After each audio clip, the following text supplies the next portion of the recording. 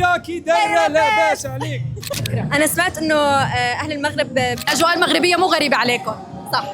بتعرفي اول مره بحضر حفله مغربيه من بعد الحنه. معزوم من بعد الحنه. شو رايكم هيك، شو انطباعكم عن الاجواء الحلوه؟ كثير حلوه، كثير فيها فن، ودائما هيك عندي هيك كلمه للمغاربه انه they're extra، دائما بيرفكت بكل شيء.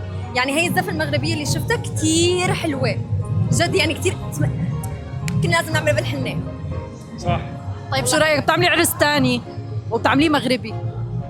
ايه والله هي فكره. انا سمعت انه اهل المغرب بيبدلوا 7 مرات. ايه 7 فساتين، 7 كل واحد لون والله. يوم العرس.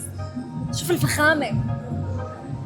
اوكي نغير سؤال ثاني. بما انه غيس واقف جنبنا، شو هي الهديه اللي بتتمني تحصلي عليها بعيد ميلادك؟ هديه بتمنى احصل عليها بعد ميلادي؟ اسمع غيس، جد ما في شيء والله، حقق لي كل امنياتي وجاب لي كل شيء بدي اياه، ما في شيء بنفسي صراحه حاليا، ما في شيء. خلص هاي احلى هديه. بيبي. هلا الصداقه ولا الشهره؟ صداقه. الصداقه ولا الشهره؟ صداقه. مش في فرق كثير بيناتهم؟ كثير كبير. هقول لك ليش. ايه في صداقه بتجي عن طريق الشهره. صح. في انت خير مثال، يعني انت ورفاقك.